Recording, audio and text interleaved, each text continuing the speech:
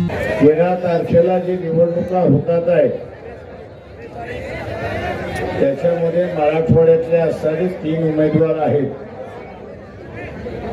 औरंगाबादचे उमेदवार आहेत अफसर खान, जालना जिल्ह्याचे आहेत उमेदवार प्रभाकर बखलेजी आणि बीडचे असणारे उमेदवार आहेत अशोक हिंगे. या तिघांचीही निशाणी गॅस सिलेंडर आहे हे आपण सगळ्यांनी लक्षात ठेवलं पाहिजे. मित्रो,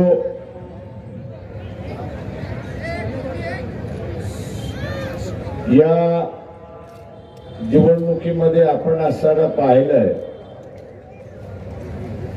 उमेदवार काँग्रेस शिवसेनेचा असेल किंवा भारतीय जनता पक्ष शरद पवार, भारतीय जनता पक्ष अजित पवार आणि एकनाथ शिंदे यांच्या उमेदवार आपण बघितले तर एकाच समाजाचा आहे. औरंगाबाद मधला त्याचा असणारा फरक आहे एवढीच असणारी परिस्थिती आहे. हे नुसते एका समाजाचे नाही तर हे नात्या गोत्याचे आहेत हे आपण सर्व लक्षात घ्या. हे सगळे मराठा समाजाचे आहेत पण तेही श्रीमंत मराठा समाजाचे. जरांगे पाटील यांनी उभा केलेला जो मराठा समाजातला वर्ग आहे त्याच्यामधला एकही उमेदवार दिलेला नाही. सत्ता ही मराठा समाजाच्या नावाने पण प्रत्यक्षात ही असणारी सत्ता घराणेशाहीच्या हातामध्ये हे आपण लक्षात घ्या. ही घराणेशाहीच्या हातामध्ये आहे आणि म्हणून मराठवाड्याचा विकास झाला नाही आपण बोलतो की मराठवाड्याचा विकास झाला पाहिजे. रेल्वेसाठी इथे लढा द्यावा लागला मीटर गेज पासून ब्रॉड गेज करायला, पण ब्रॉड गेज झाली पण ब्रॉड गेज सुद्धा सिंगल लाईन झाली की डबल लाईन अजून झाली नाही अशी असणारी परिस्थिती आहे. डबल लाईन कदाचित झाली असती तर मराठवाड्यामध्ये येण्या जाण्याचा वेळ जो आहे तो अर्धा कमी झाला असता अशी परिस्थिती आहे आणि वेळ वाचतो म्हटल्यानंतर उद्योग सुद्धा आले असते अशी परिस्थिती आहे. मध्यंतरी आपण बघत असाल की औरंगाबाद हे विकसित होते असं वाटलं. वेगवेगळ्या कंपन्या यायला लागल्या त्याच्यातल्या फक्त असणाऱ्या 4-5 कंपन्या टिकल्या, उरलेल्या कंपन्या फूट झाल्या अशी परिस्थिती आहे. आणि त्याचं कारण आहे की ज्या काही सोयी सवलती दिल्या पाहिजे महाराष्ट्र शासनाने दिल्या नाही. मराठवाडा मागासलेला भाग आहे म्हणून मागासलेला भाग राहिला पाहिजे अशा दृष्टीने महाराष्ट्र शासन बघत आलं अशी परिस्थिती आहे. माझं आव्हान आहे आपल्या सगळ्यांना की आपल्याला असणारं हे बदलायचं असेल तर इथलं सत्ता परिवर्तनातलं बदल झालं पाहिजे आणि सत्ता परिवर्तनातला बदल झाला तर मराठवाड्याचा विकास झाल्याशिवाय राहणार नाही हे आपण लक्षात घ्या. ज्या घराणेशाहीला आपण सत्ता देतोय, ज्या घराणेशाहीला आपण असणारा सत्ता देतोय ते शरीराचा एक डावा हात आहे आणि एक उजवा हात आहे. तो शरीरातला डावा हात आहे आणि उजवा हात आहे. सत्ता उजव्या हातात आली काही डाव्या हातात आली काही ती शरीराकडेच आली म्हणजे कुटुंबाकडे आली अशी परिस्थिती आहे. आणि म्हणून आपल्याला या ठिकाणी नाचवण्यात आलं. इलेक्शनच्या वेळेस हे दोघं कोंबड्यांसारखे झुंजतात आणि आपल्याला असं वाटतं की यांची झुंज खरी झुंज आहे, पण यांची झुंज ही नौटंकीची झुंज असते. आपण लक्षात घ्या. देखावा असतो, फसवागिरी असते. इलेक्शनच्या दिवशी मतदान झालं की दुसऱ्या दिवशी दोघं एका हॉटेलमध्ये खाताना आपल्याला दिसतात. मग आपण म्हणतो अरे बाबा आता तर भांडत होते ना, आता कसं जमलं. त्यांचं भांडण कधीच नव्हतं. तुम्हाला फसवायचं होतं म्हणून भांडण होतं. काही प्रमाणात असणार तीच बाब या ठिकाणी होते, हे आपण लक्षात घ्या.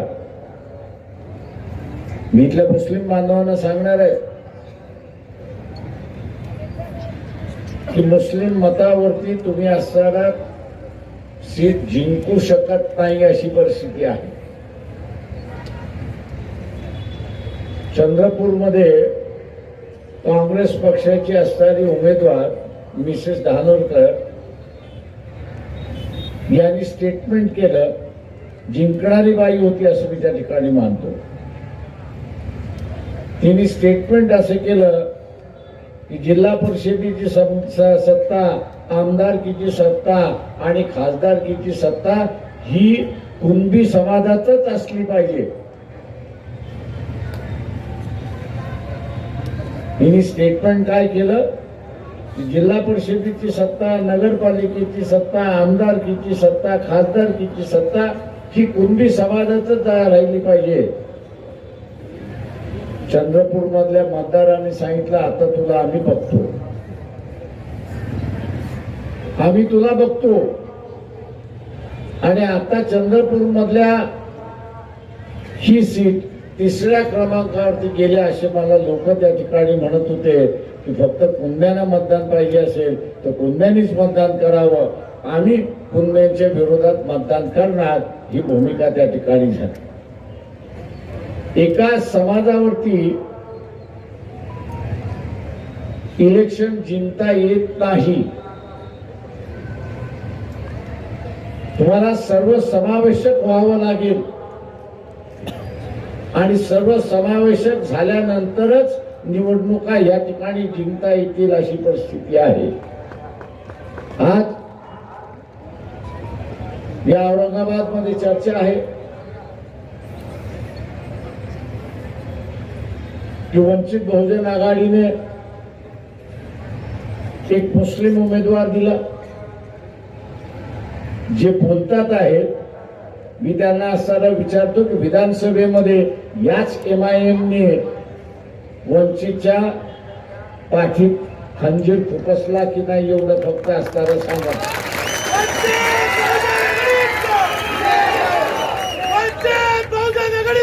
फक्त मुस्लिम मतांवरती असणारा MIMचा उमेदवार जिंकून आला नाही, ते MIMचा उमेदवार जिंकून आला इथल्या OBCच्या मतावरती जिंकून आला, हे एवढं लक्षात घ्या. मुस्लिम कार्यकर्ता मुसलमानाच्या विरोधात भूमिका घेत नाही.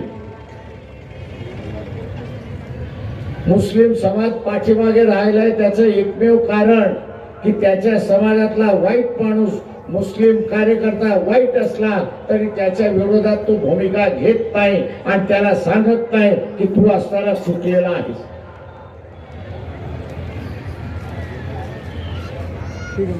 किंवा ओएसी असेल किंवा इतर कोणी असतील,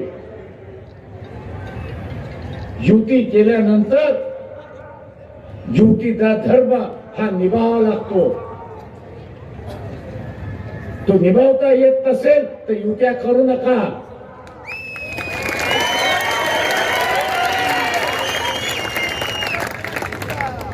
युत्या करता येत नसेल आणि धर्म निभावता येत नसेल तर युत्या करू नका. मुस्लिम बांधवांना माझं असं आव्हान आहे की हिंदू समाजामधला जो सेक्युलर मिजाज आहे त्यांनी आपल्या समाजाच्या विरोधात जाऊन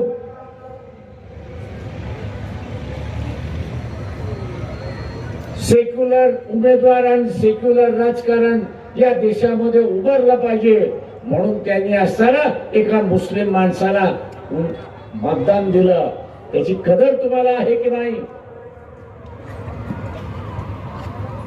आणि मुस्लिम बांधव हे जर कदर करणार नसतील तर येत्या काळामध्ये तुमच्या बरोबर कोण उभं राहणार नाही, हे लक्षात घ्या.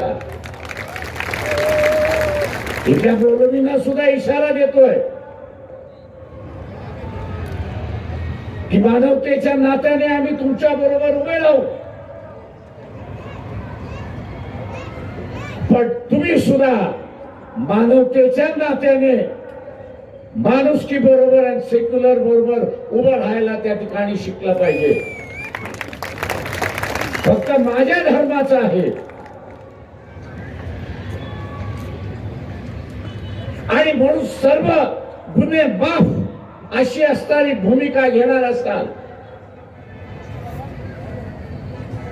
तर जे बीजेपीचं राजकारण आहे, मुसलमानांना वेगळं पाडण्याचं जे राजकारण आहे, ते यशस्वी इथला मौलवी आणि इथला मुस्लिम समाज करतोय, हे आपण सारा लक्षात घ्या. बीजेपीच्या राजकारणाला यशस्वी कोण करणार असेल तर इथला असणारा मौलवी करणार आहे आणि इथला असणारा मुस्लिम बांधव करणार आहे, हे आपण लक्षात घ्या. इथल्या हिंदू समाजामधल्या सेक्युलर विचाराचा जो हिंदू समाजातला जो सेक्युलर विचाराचा आहे, त्यांनी असं सांगितलं की मी धर्म बघणार नाही, मी धर्म बघणार नाही, त्या माणसाचं कर्तृत्व बघणार आणि त्याला मतदान त्या ठिकाणी. त्यांनी मागच्या वेळेस दिलं, ते मागच्या वेळेस दिलं. जी मुसलमानाची भावना ते आम्हाला इथे असणारा हिंदू मतदान देत नाही आणि जिंकत नाही, ती सगळी पार मोडीत काढली अशी परिस्थिती, ती पूर्ण मोडीत काढली. आणि या देशातला सेक्युलर हा मुसलमानाला सुद्धा जिंकू शकतो, हा इतिहास त्यांनी निर्माण केला, हा इतिहास निर्माण केला. हा इतिहास तुम्हाला कायम करायचा आहे की नाही, हा त्याच्यातला महत्वाचा भाग. हा जो इतिहास निर्माण झालेला आहे, तो इतिहास तुम्हाला कायम ठेवायचा आहे की नाही, हा त्याच्यातला असणारा महत्वाचा भाग.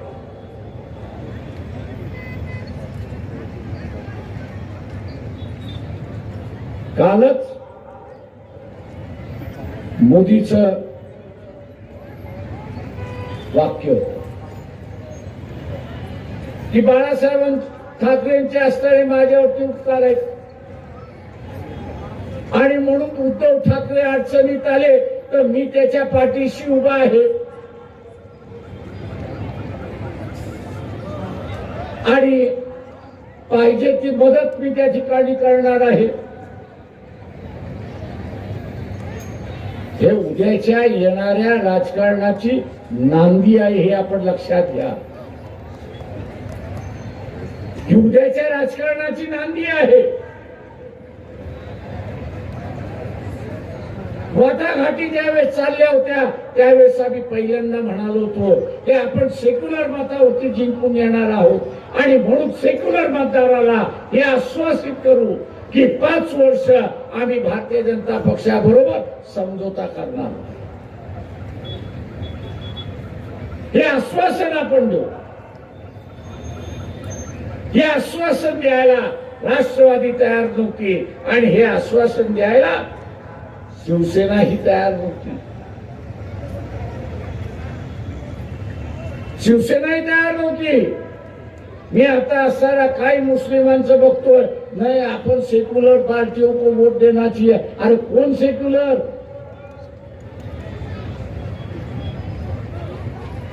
कौन सेक्युलर? 25 वर्ष शिवसेनेचा उमेदवार हा भारतीय जनता पक्षाबरोबर होता.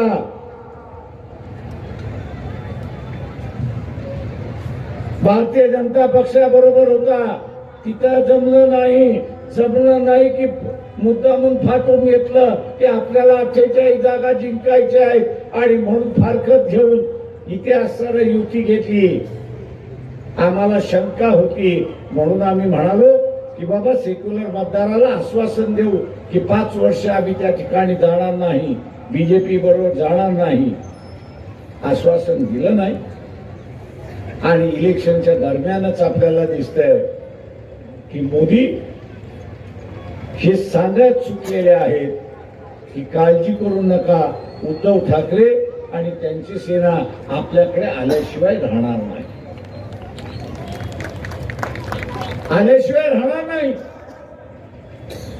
हे संकेत आहेत, ही दिशा आहे.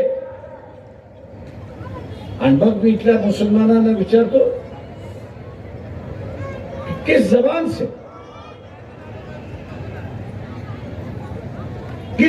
से आप ये कह रहे हो?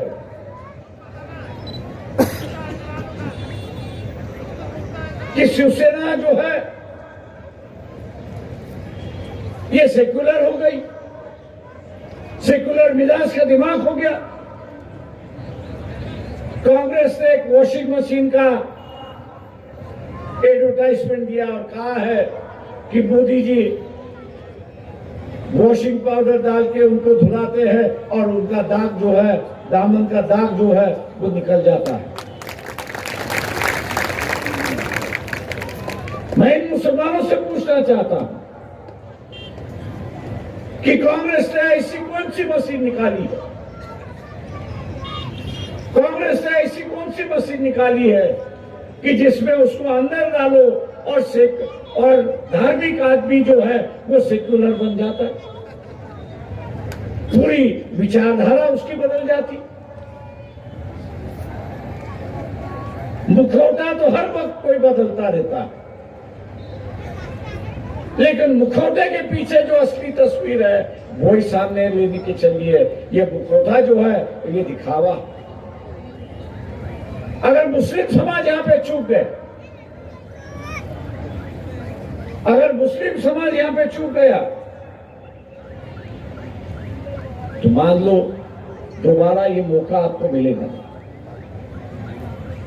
ये बात मैं नहीं कह रहा हूं,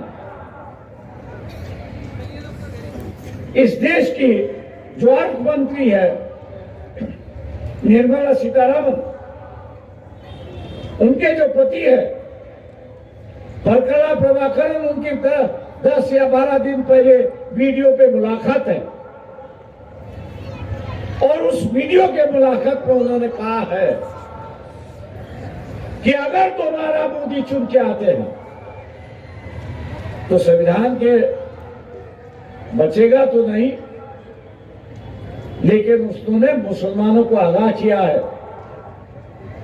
ईसाइयों को उन्होंने आगाह किया है और ये कहा है कि अगर बीजेपी और मोदी दोबारा सत्ता पर आते हैं तो मुख्यमंत्री के वक्त में जो गोधरा में हुआ, मुख्यमंत्री के वक्त जो गोधरा में हुआ और प्राइम मिनिस्टर होते हुए जो मणिपुर में हुआ कत्लेआम जो हुई, वही सिलसिला वो कह रहा है कि भारत के गली गली में हो, भारत के गली गली में होगा. ये कोई छोटा मोटा आदमी नहीं है.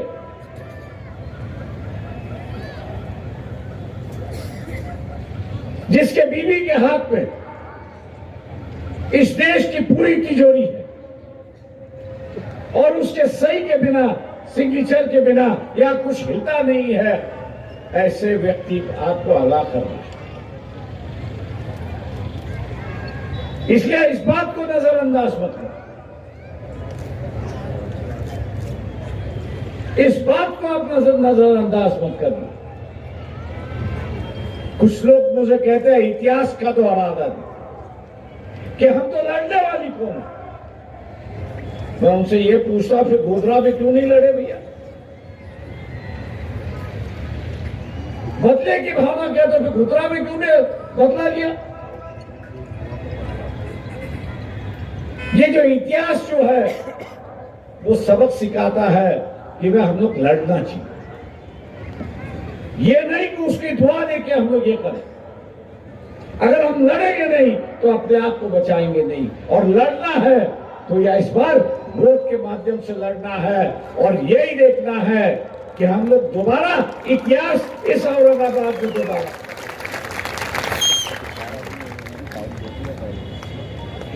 जैसे मैं पहले वक्ताओं ने यहां पर कहा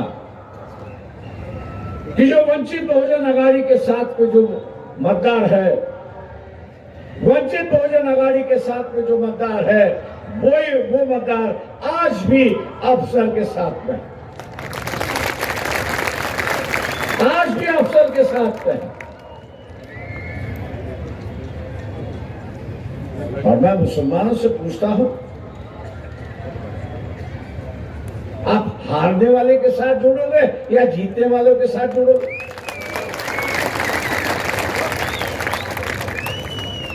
गलतियां तो मुसलमान करते आ रहा है। औरंगजेब के मदर पर वंचित बहुजन अघाड़ी है। मोहम्मद पैगंबर का बिल जो है वो वंचित बहुजन अघाड़ी ले आए। हिजाब के खिलाफ यही सम्मेलन होने वाला था और उस लड़की का सत्कार होने वाला था। कौन कह रहा था? यहाँ वंचित बहुजन अघाड़ी। और मैं नहीं समझता कि आपके रुझान जो है वो कांग्रेस की तरफ है कि जिसने आपके समाज को एक उम्मीदवारी नहीं,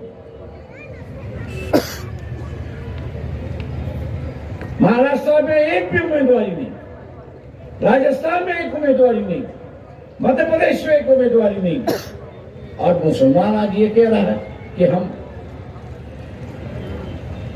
कांग्रेस के साथ जुड़े। जो गलती आप लोग ने पिछली बार कही, मुस्लिम समाज ने तो पिछले बार जो गलती की और उसकी वजह से बीजेपी आई है, अब उसकी वजह से बीजेपी आई है। इस बार भी अगर मुस्लिम समाज गलती करेगा, इस बार भी अगर मुस्लिम समाज गलती करेगा तो बीजेपी आने का दोष जो है वो मुसलमानों पर यहां पर होगा। मुसलमान क्या चाहता है कि बीजेपी की सरकार ना आए, नरेंद्र मोदी प्राइम मिनिस्टर ना बने। वंचित बहुजन अघाड़ी भी वही एजेंडा लेके चली। फिर आपको जुड़ने से कतराते क्यों?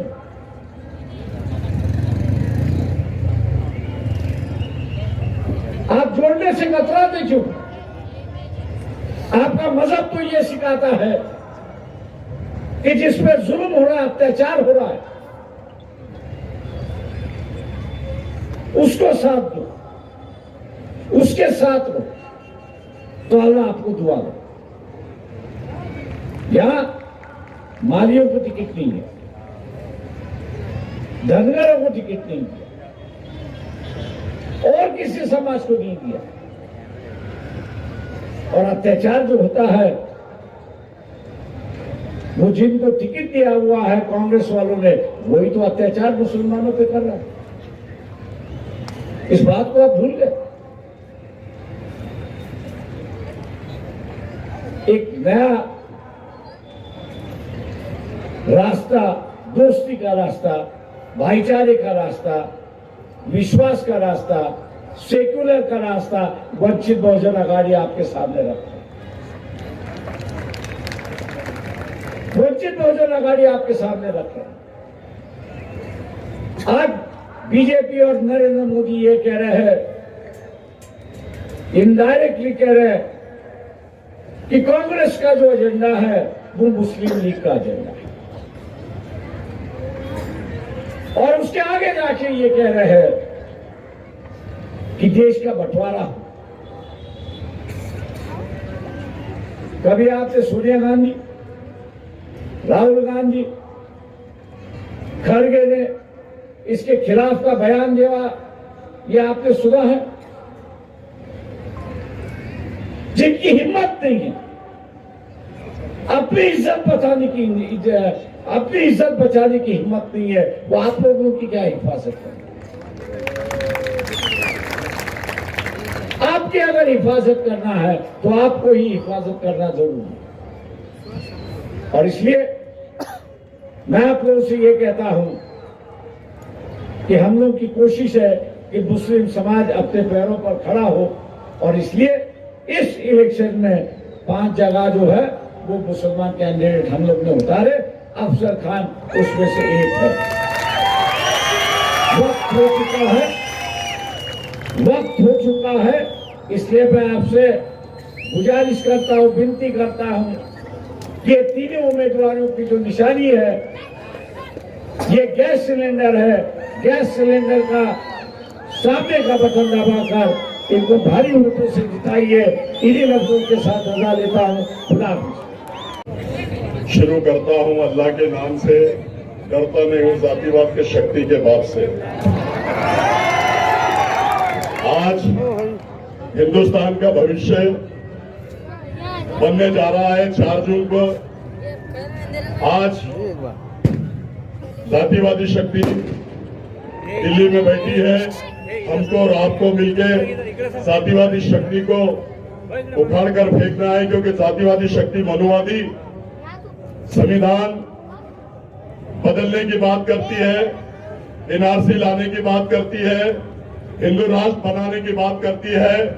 तो जब तक के ये महाराष्ट्र में हमारे नेता आदरणीय प्रकाश अंबेडकर साहब है, इस देश में है, ये जातिवाद शक्ति की बात में भी दम नहीं है कि जो संविधान को खत्म करे, एनआरसी लाए और हिंदू राष्ट्र बनाए। आज मैं आप लोगों को बताता चलूं कि आप सबको माननीय आदरणीय प्रकाश अंबेडकर साहब को सुनना है, लेकिन जो ये रूमर्स फैला रहे हैं, जो हवा फैला रहे हैं कि प्रकाश अंबेडकर साहब ने एक मुसलमान के खिलाफ मुसलमान दिया, तो मैं आप लोगों को बता दूं कि पूरी शिद्दत और पूरी ताकत के साथ प्रकाश अंबेडकर साहब का ये सिपाही आप लोगों के सामने बोलता है, पूरी ताकत के साथ बाबा साहब मेरे पीछे खड़े हैं, दलित समाज मेरे पीछे खड़ा है, 2 से 2.5 लाख वोट बाबा साहब के शुरू होंगे और उनको 1 से 2.5 लाख तक आना पड़ेगा। मैं मुस्लिम भाइयों 25 साल से आप लोगों की खिदमत कर रहा हूं, आप लोगों के साथ हूं, हर मसले मसाइल में मैं आप लोगों के साथ आता हूं। तो आप लोगों को आने वाली 4 तारीख को 13 तारीख को 4 नंबर के बटन को दबा के भारी अक्सरियत से, मुझे नहीं बाला साहब को आपको ताकत देना है, बाला साहब के साथ सिपाही को ताकत देना है, और लोकसभा में जाकर मोदी और अमित शाह की आंखों में आंखें डालकर ये अफसर खान बात करेंगे, ऐसा मैं कहता हूं। दूसरी बात मैं ये बता दूं कि बाला साहब पूरी डंके की चोट पे अफसर खान के पीछे खड़े हैं, और डंके की चोट पे अफसर खान औरंगाबाद शहर से और जिले से चुन के आएंगे। डंके की चोट पे आप लोग मुझे साथ देंगे। और ये लोग बोलते हैं तो सुन लो, ये कितने लोगों को कहां गिराते हैं। अभी हैदराबाद की इलेक्शन हुई, 4 उम्मीदवार वहां मुसलमान थे, जिसमें मोहम्मद अजहरुद्दीन जो वर्ल्ड फेमस प्लेयर है उसके सामने मुस्लिम कैंडिडेट दे दिया। शब्बीर अली डिप्टी सीएम, उनके खिलाफ मुस्लिम उम्मीदवार दे दिया, और 2 भाइयों के खिलाफ मुस्लिम उम्मीदवार दे दिया। चारों को गिराने का काम किसने किया? इन लोग ने किया। अरे बाला साहब तो चुना कर लाने के लिए अफसर खान को दिए हैं, और अल्लाह के फजलो करम से आप लोगों को सिर्फ साथ देना है, और बाला साहब मेरे साथ है, दलित समाज मेरे साथ है, और आप लोगों को साथ देकर मुझे चुना कर देना है। दूसरी बात मैं आपको बता दूं, बॉम्बे में आरिफ नसीम खान को 250 वोटों से गिरा दिया गया, बाबा सिद्दीकी को गिरा दिया गया, नवाब मलिक को गिरा दिया गया, फरहान आजमी को गिरा दिया गया। किसने गिराया? इन लोगों ने गिराया, और ये हम इनको वोट कर दिया गया, हम उनको गिराने के लिए खड़े। अरे हम तो डंके की चोट पे चुन के आने के लिए खड़े। अगर तेरे को गिराना होता तो तू 4400 वोटों से आया, 2019 में मैं खड़े रह के तेरे को गिरा देता। लेकिन बाला साहब ने आज मुझ पर विश्वास किया, और बाला साहब ने ऐलान किया नेशनल चैनल पे कि औरंगजेब के शहर से, औरंगाबाद से अगर कोई जीतेगा दूसरी बार, तो मुस्लिम उम्मीदवार अफसर खान ही जीतेगा। ये बाला साहब के आवाज है।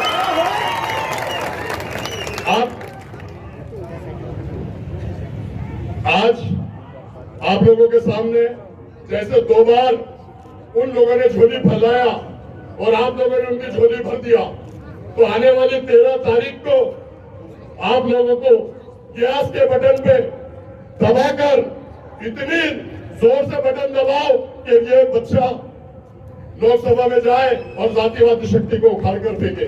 ऐसा मैं कहता हूं। और वो झोली फैलाते, मैं भी आप लोगों के सामने झोली फैला रहा हूं। अल्लाह के वास्ते, रसूल के वास्ते मेरी भी झोली भर दो। अल्लाह हाफिज, खुदा हाफिज। एक शेर के साथ अपनी जगह लेता हूं। प्रकाश अम्बेडकर साहब को आपको सुनना है। हयात लेके चलो, कायनात लेके चलो, हयात लेके चलो, कायनात लेके चलो। चलो तो जय भीम मुस्लिम, पूरा महाराष्ट्र और पूरा देश प्रकाश अम्बेडकर साहब को साथ लेके चलो, साथ लेके चलो, साथ लेके चलो। अल्लाह हाफिज, खुदा हाफिज। आज के इस अज़ीमुश्शान जलसे में आए हुए कौमी सदर वंचित बहुजन अघाड़ी के आली जनाब एडवोकेट प्रकाश अम्बेडकर बाला साहब, पार्लियामेंट औरंगाबादी हल्के के उम्मीदवार अफसर खान साहब, अमित भुईगढ़ साहब, योगेश भंग साहब, स्टेज पे तमाम बैठे अजीज तरीन साथियों, हमारे कारपोरेटर सैयद मतीन साहब, मतीन पटेल साहब, अजीज तरीन साथियों, पूरे मुल्क में इलेक्शन की भाग दौड़ लगी हुई है। महाराष्ट्र के इलेक्शन भी यहाँ पर अब चौथे टप्पे के करीब जा रहा है और हम देख रहे हैं कि सिर्फ जो है जो ऊपर की जमातें हैं, ऊपर की जो कास्टें हैं, वही जो है इसमें उम्मीदवार है। अगर आप पूरे महाराष्ट्र का जायजा लेंगे तो कांग्रेस पार्टी में कौन सी कास्ट के उम्मीदवार है, एनसीपी में कौन सी कास्ट के उम्मीदवार है, शिवसेना में कौन सी कास्ट के उम्मीदवार है, ये आपको भले भांति जो है मालूम पड़ जाएगा। लेकिन आप अगर बारीकी से इसको जायजा लेंगे तो आपको वंचित बहुजन अघाड़ी की जो सोशल इंजीनियरिंग है, जो दबे कुचले तबकों को जो है ऊपर उठाने की कोशिश है, ऐसे उम्मीदवार आपको नजर आएंगे। माइनॉरिटी के सबसे ज्यादा उम्मीदवार यानी मुसलमान सबसे ज्यादा उम्मीदवार आपको नजर आएंगे। वो जो दमखम भरते हैं कि मुसलमान वोट हमारे हैं, वो दमखम उनका पानी पानी इसलिए हो जाता है कि जब इलेक्शन आते हैं तो लड़ने के लिए उनके पास मुसलमान नहीं होते हैं, वोट देने के लिए बराबर उनके पास मुसलमान हाजिर होते हैं। यही तरीका वो हमारे अम्बेडकरी समाज के साथ भी इस्तेमाल करना चाहते हैं।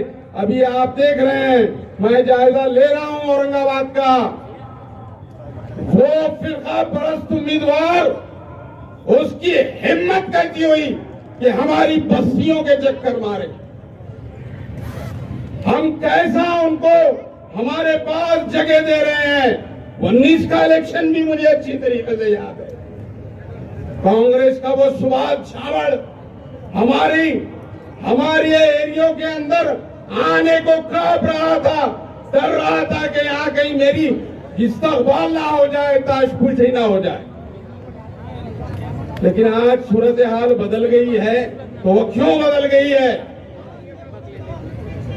इस बात को सोचने की जरूरत है और उस चेहरे को सामने रखने की जरूरत है जिस चेहरे का नाम बाबा साहब अम्बेडकर।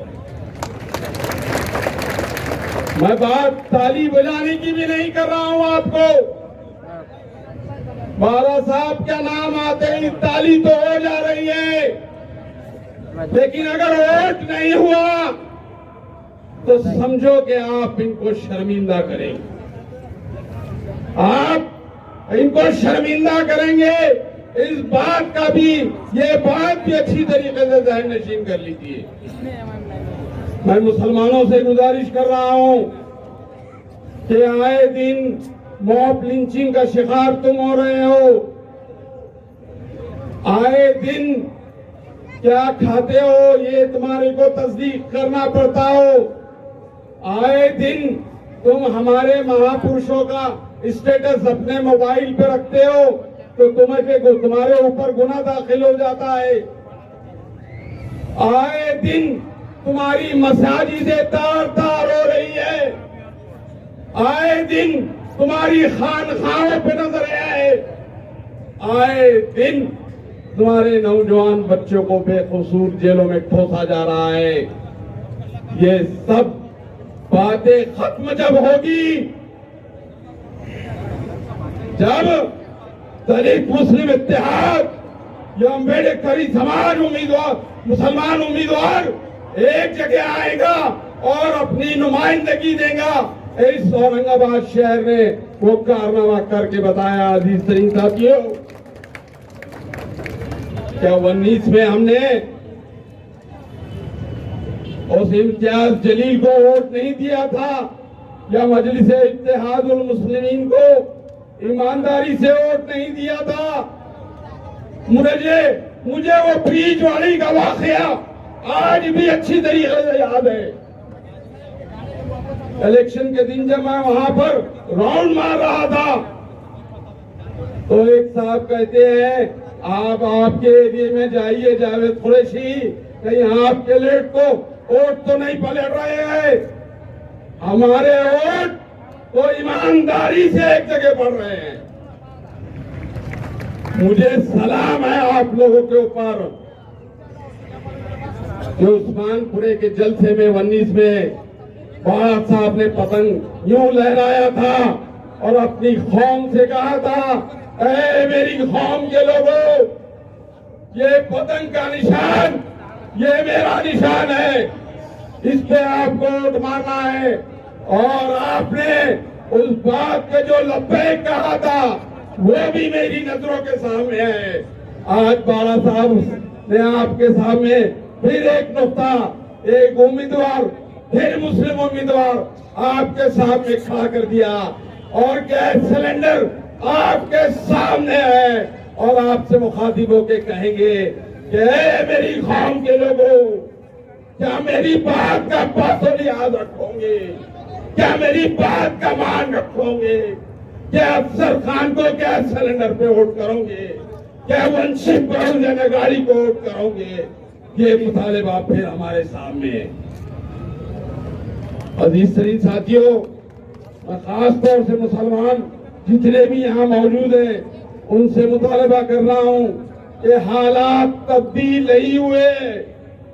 अजीज तरीन साथियों, ये सियासी बसीरत बाला साहब की याद रखो। आप एक बार फिर औरंगाबाद के मुसलमानों को बाला साहब ने चांस दिया है कि मेरी कौम तुम्हारे साथ है, तुम तुम्हारी कौम के साथ हो गया।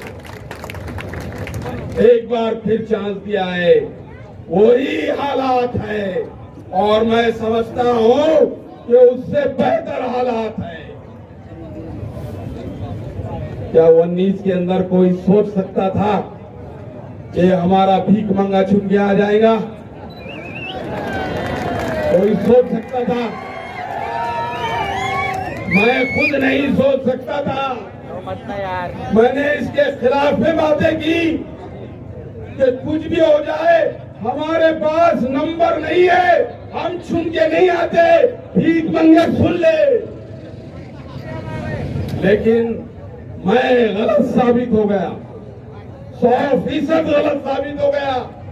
और जब मैंने आप लोगों के बीच में वोट डालने का वो नजारा देखा, खुदा की कसम, सलाम है आप लोगों को, सलाम है आप लोगों को, सलाम है आप लोगों को कि अपनी लीडर की आवाज पे ऐसा लब्बैक कहे आपने, ऐसा लब्बैक कहे कि औरंगाबाद की तारीख बन गई, महाराष्ट्र की तारीख बन गई कि 2 कौमों के वोटों पे एक मेंबर ऑफ पार्लियामेंट चुन के चले गए। अजीज तरीन साथियों, वही वक्त है, कोई तब्दीली नहीं है। आप सोच रहे होंगे कि तब्दीली है, जैसा पहले वोट डाले थे वैसे ही वोट डालो, इंशाअल्लाह आपको जो है कामयाबी मिलेगी। और मुसलमानों, आपको, आप समझ रहे हैं ना, आपको क़यादत होना वो क़यादत फिर आपको मिलेगी अफसर खान की शक्ल में। अजीज साथियों, बातें बहुत करने की है, वक्त बहुत कम है, लेकिन आने वाला वक्त ये बता रहा है कि ये शैतानी लोग जो शैतानी हरकतें कर रहे हैं वो अगर बाज नहीं आए तो हमको मैदान में आना पड़ेगा।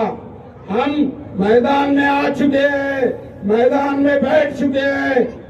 आने वाली 13 तारीख को हमको ये बताना है कि 4 नंबर का बटन जो गैस सिलेंडर है, जो बाबा साहब की आवाज है गैस सिलेंडर, उस पे वोट डालना है और भारी अक्सरियत से अफसर खान को कामयाब करना है। खुदा हाफिज। कार्यक्रम की शुरुआत है, शुरुआत में आवाज अच्छी आनी चाहिए। वंचित बहुजन आघाडीचा, वंचित बहुजन आघाडीचा जय भीम, जय भीम। आप तमाम लोगों को इस बात के लिए मुबारकबाद देता हूं कि इस ऐतिहासिक शहर में, इस ऐतिहासिक ग्राउंड पर आदरणीय बाला साहब अम्बेडकर आपसे मिलने के लिए आए हैं। आप तमाम के लिए जोरदार तालियां बजा दीजिए। और आप तमाम की बाला साहब से मोहब्बत ये सारी दुनिया जानती है।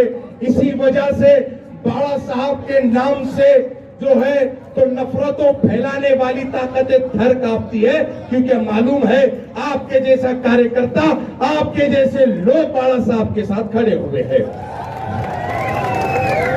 मैं आपके अपने शहर का हूं, मैं ज्यादा तकरीर नहीं करने वाला, क्योंकि हमको मेहमानों को सुनना है, हमको हमारे आदरणीय बाला साहब को सुनना है। हम तमाम लोग बाला साहब को सुनने के लिए आए हैं, लेकिन चंद गुजारिशात जरूर करूंगा कि आने वाली 13 तारीख को जब हम वोट देने जाए तो ये याद रखे कि हमारे हर मुद्दे के अंदर, हमारी हर तकलीफ के अंदर, हमारी हर कुड़न के अंदर हमारे कंधे से कंधा लगाकर खड़े रहने वाली शख्सियत का नाम आदरणीय बाला साहब अम्बेडकर था। ये बातें याद रखनी होगी। और इस शहर औरंगाबाद में जिस शख्स को आदरणीय बाला साहब ने नुमाइंदगी दी, अफसर खान, ये वो शख्सियत है जो इस शहर के हर मसाइल के अंदर लोगों के साथ खड़ा रहा। ये हमदर्द है इस शहर का, इस आदमी के लिए, इस शख्सियत के लिए। अगर शहर औरंगाबाद कोई खिताब अपनाना चाहता हो तो वो हमदर्द मिल्लत का हो सकता है। हमदर्द मिल्लत आली जनाब अफसर खान साहब आने वाली 13 तारीख को इनका बटन नंबर 4 को दबाना है। क्या सिलेंडर आपकी निशानी है, इस निशानी पर वोट देना है और आदरणीय बाला साहब के साथ लोकसभा में अफसर खान को भेजना है। आज की ये सभा इसी के लिए आयोजित की गई है। मैं आप तमाम का आने के लिए शुक्रिया अदा करता हूं। मैं अपने शहर का हूं, फिर कभी गुफ्तगू करूंगा, लेकिन अभी आदरणीय बाला साहब को सुनना है, इसलिए मैं ज्यादा हाइल नहीं होगा। लेकिन आज के ऑर्गेनाइजर अली जनाब अफसर खान साहब के लिए 2 मिसरे पढ़ता हूं, अपनी जगह लेता हूं कि अगर मोहब्बत का इम्कान होता तो घर में मीर का दीवान होता, अगर ना आते तुम्हारी महफिल में सोच से बहुत नुकसान होता। वो आखिर दावाना अल्हम्दुलिल्लाहि रब्बिल आलमीन। शैतानिर्रजीम, बिस्मिल्लाहिर्रहमानिर्रहीम।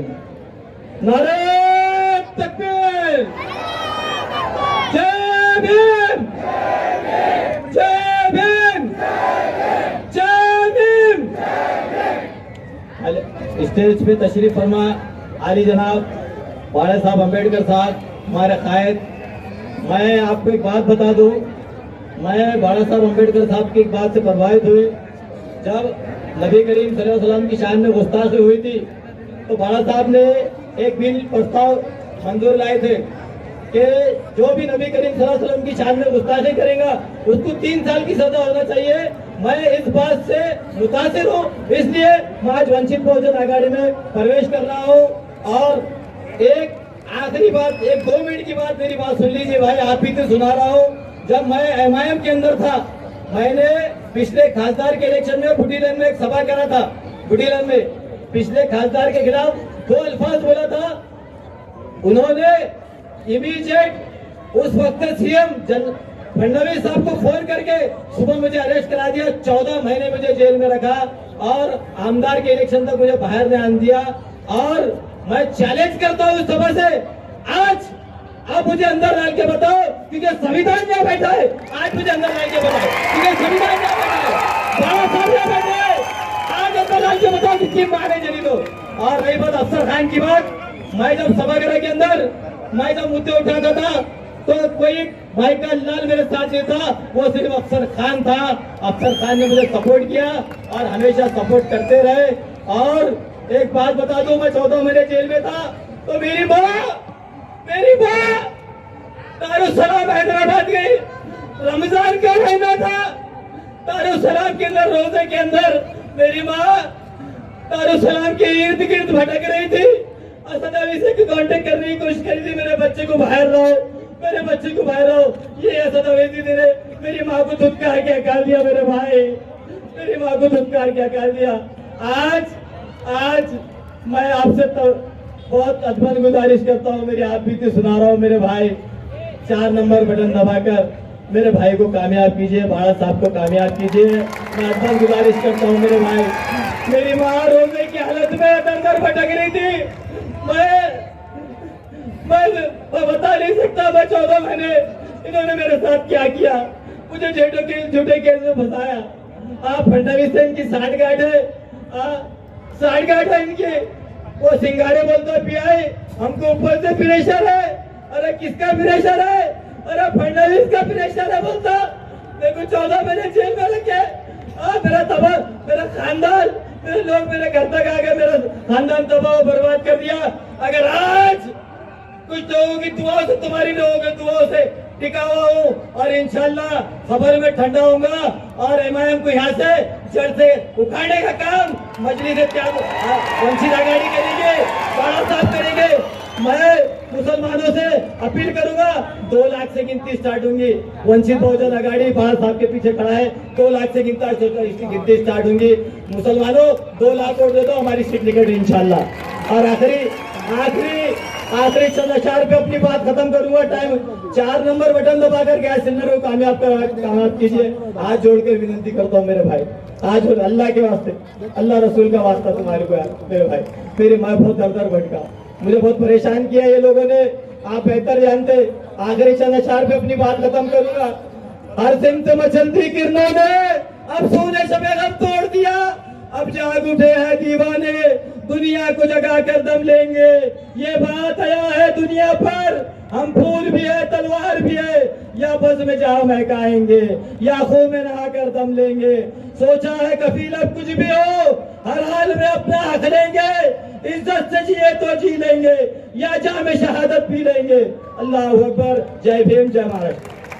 लोकसभा उमेदवार अफसर खान यांच्या प्रचारात सभेसाठी उपस्थित असलेले आदरणीय बाळासाहेब आंबेडकर, मंचावर उपस्थित सर्व पदाधिकारी, इथं जमलेल्या सर्व तमाम माझ्या बंधू आणि भगिनींनो, आपल्या सर्वांना सगळ्यात आधी जय भीम, जय भीम।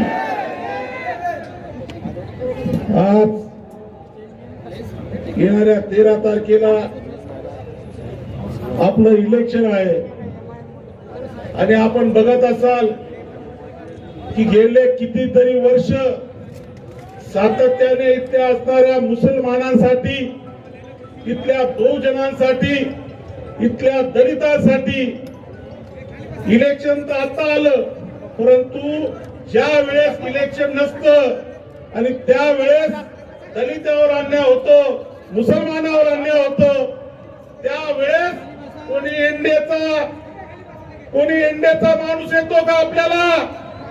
कोणी शिवसेनेचा, काँग्रेसचा, राष्ट्रवादीचा? आमच्यासाठी कोणी जर येत असेल तर ते फक्त बाळासाहेब आंबेडकरांसाठी येतात.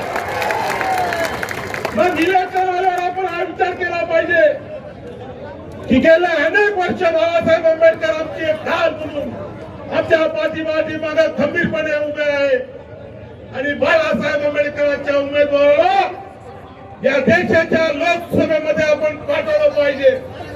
2019 आपण आदरणीय बाळासाहेब आंबेडकरांनी वंचित बहुजन आघाडीने या औरंगाबाद जिल्ह्यामध्ये उमेदवाराला एका पाठिंबा दिला, फक्त पाठिंबा दिला नाही तर पूर्ण ताकदीने त्याला या ठिकाणी निवडून आणण्याचं काम केलेलं आहे. माझी तुम्हाला विनंती आहे की आज आपल्या वस्त्यामध्ये जेबी म्हणून, मी तुमचा भाऊ आहे म्हणून असं त्या ठिकाणी सांगण्याचं काम केलं. परंतु ज्या वेळेस त्याची वेळ होती त्याने त्याची वेळ काढून घेतली आणि विधानसभेला माझी वेळ होती त्यावेळेस त्यांनी आमच्यापासून दूर होण्याचं काम त्या ठिकाणी केलेलं आहे. त्याला लक्षात ठेवा माझ्या माता भगिनींनो, मतदान कोणाला करायचंय? तुमच्या पाठीमागे रात्र बेरात्र उभा राहणाऱ्या माणसाला किंवा आम्हाला धोका देणाऱ्या माणसाला मी आपल्या सगळ्याला हीच विनंती करतोय की 13 मेला अफसर खान हे आमचे उमेदवार आहे, त्यांची निशाणी गॅस सिलेंडर आहे. गॅस सिलेंडर समोरचं 4 नंबरचं बटन दाबून त्याला आपण प्रचंड मताने विजय करा, एवढीच आपल्याला विनंती करतो आणि या ठिकाणी थांबतो. जय भीम. जय भीम, जय भीम. प्रकाश अंबेडकर साहब तुम आगे बढ़ो.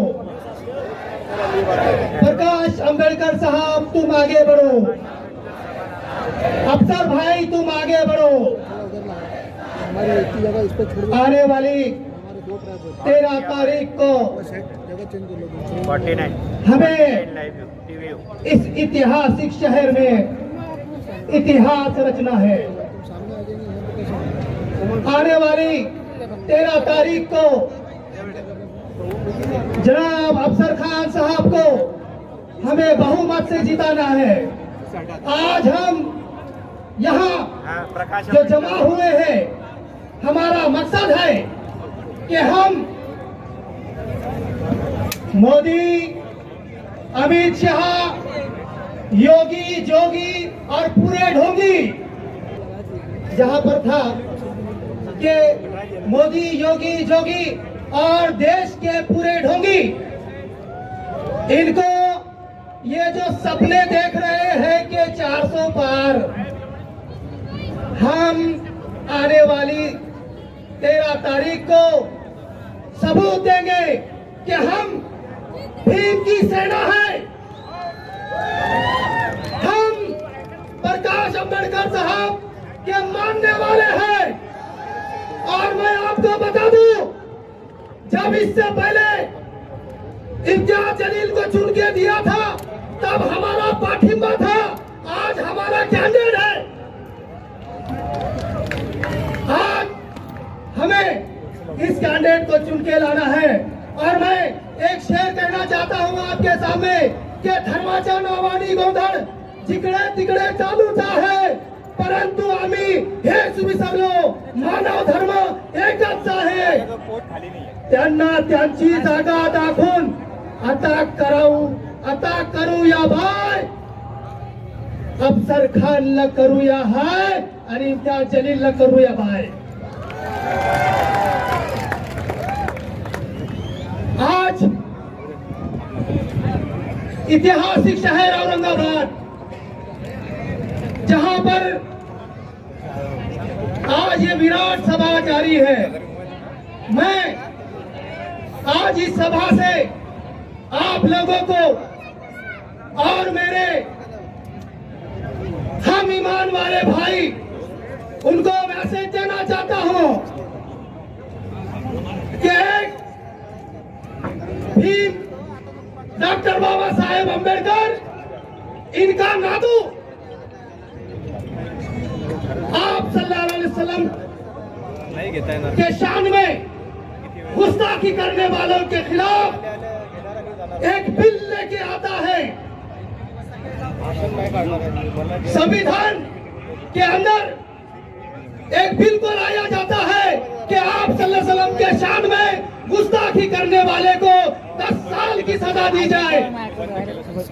क्या आज हमारा हक नहीं बनता कि हमारे खुलफाए राशिदीन ने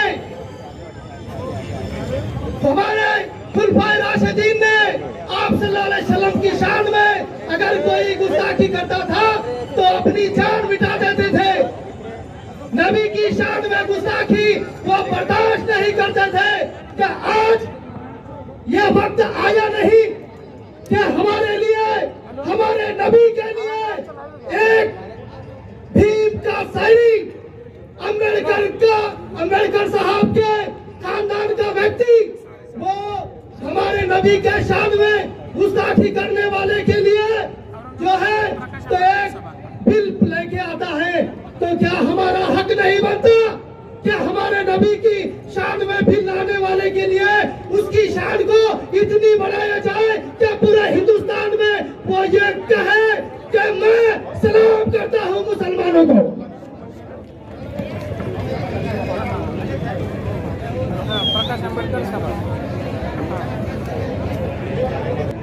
और भी बहुत सारे बोलने वाले लोग हैं।